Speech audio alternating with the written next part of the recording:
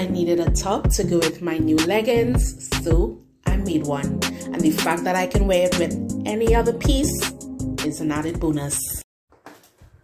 Okay, so now that I finished with my leggings, I want to make a full outfit. So for the balance of my fox leather, I'm going to make a top.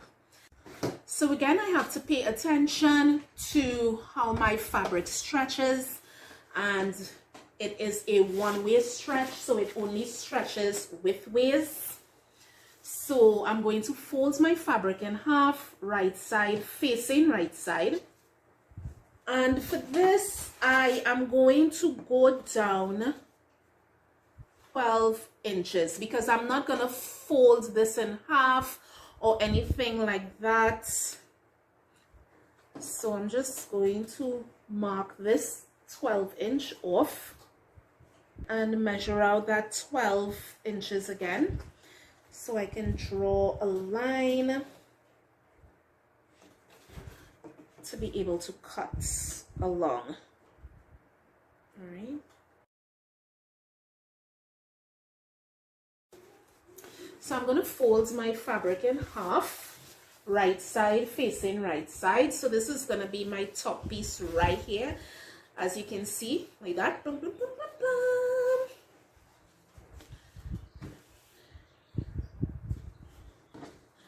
And what I'm going to do here now is just take a few of my clips,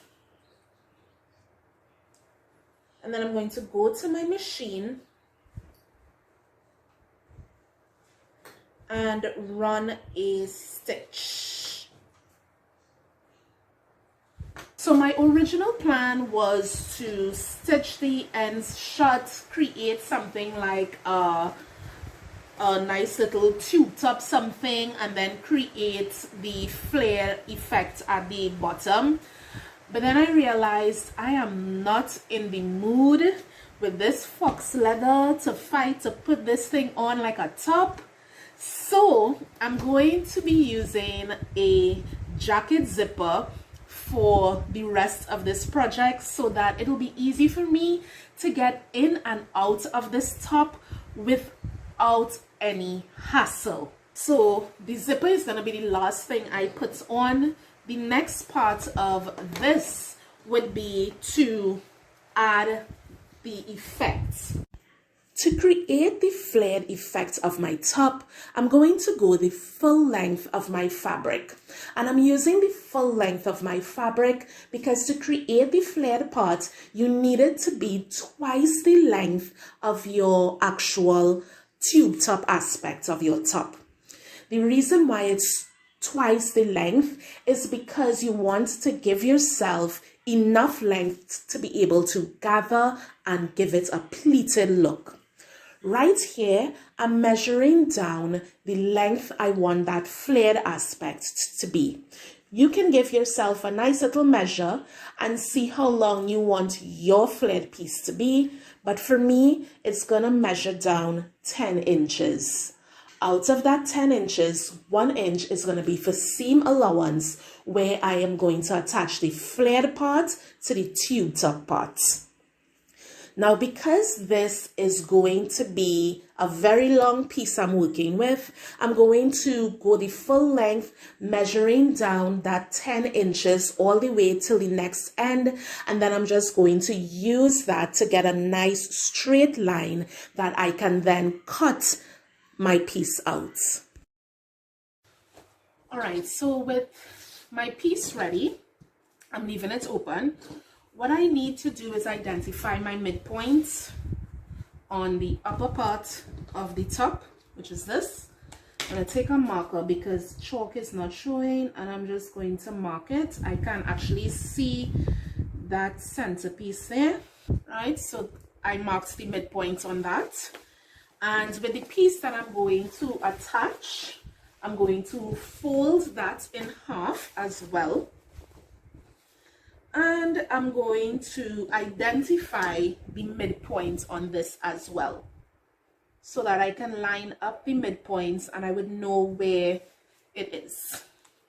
So I'm going to be working on the right side Right, so here is my marking. So I'm going to line up my midpoint marks. So here I go, and there's one marking, and there's the next marking, and they are lined up. I've never done the gathering method by running the base thread and pulling on fox leather, and I don't really want to take that chance, so I'm going to have to do the gathering myself. Place the edges. So this is the edge of my flared piece, and this is the edge of my top piece, and I'm just going to line them up so I would know what I'm working with when it's time. I'm going to do the same for the other side. Line up, line up.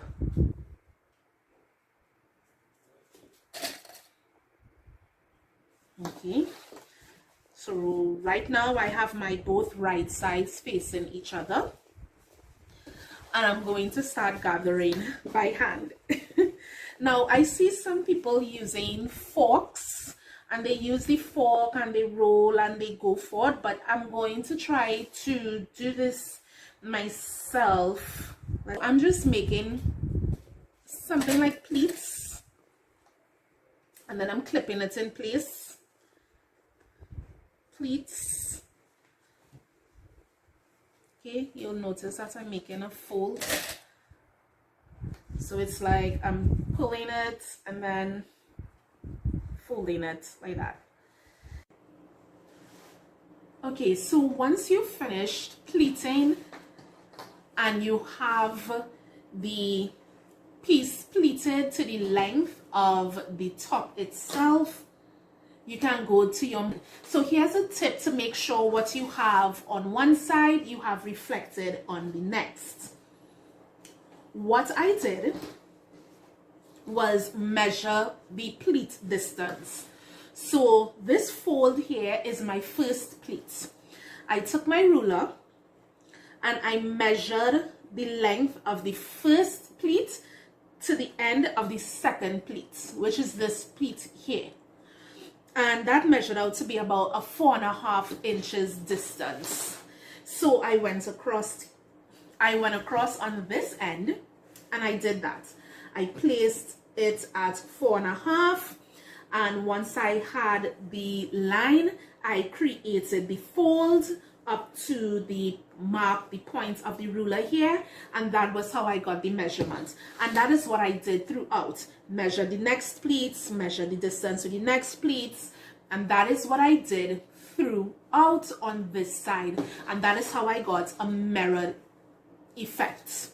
Now that I have my pleats all nice and in order, I'm going to make sure when I go to my machine, place my presser foot edge along the edge, so it has to line up with the edge of my piece here, and I'm just going to run a zigzag stitch. And the reason why I'm using a zigzag stitch is because the body of the top, keep in mind that the body of the top is in its stretched state.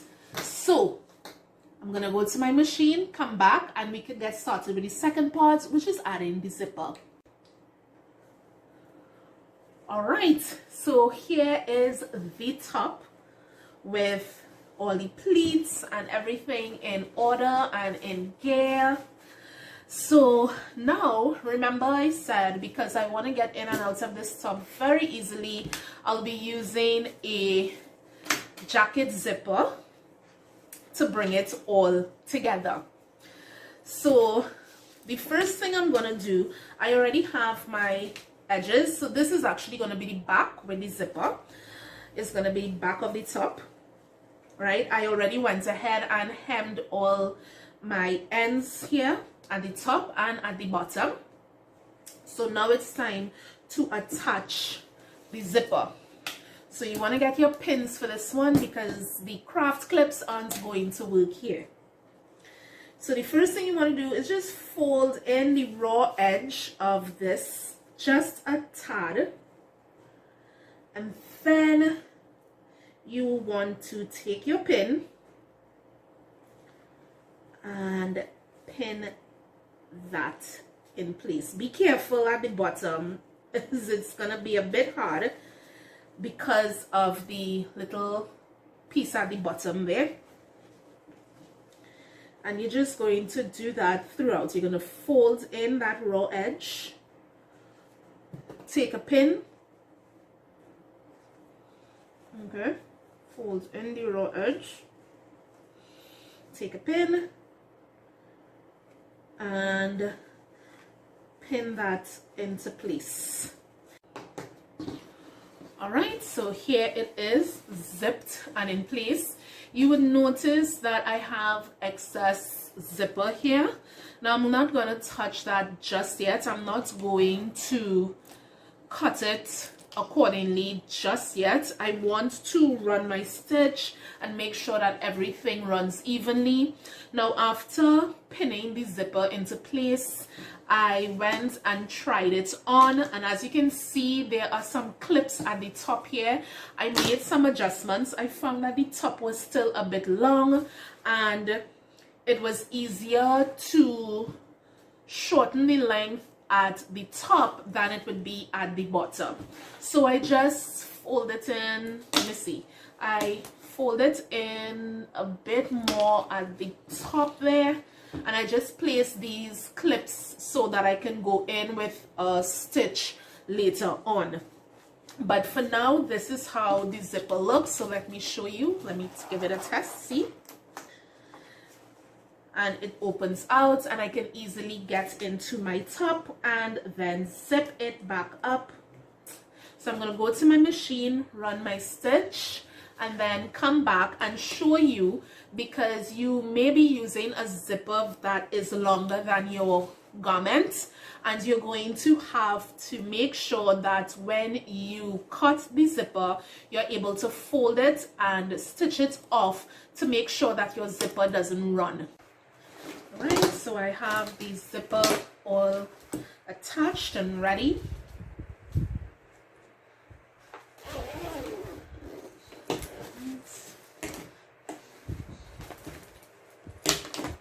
So here it is, attached.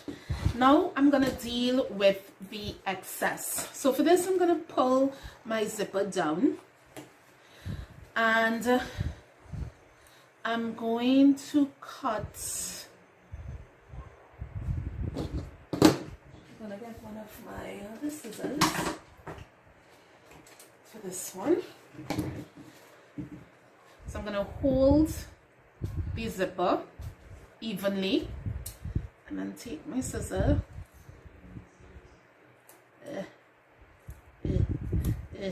and cut away the excess. And to make sure that the zipper does not run off, I'm going to fold down the zipper. I'm going to put a clip here just to hold it in place. Fold down my other zipper side there, and again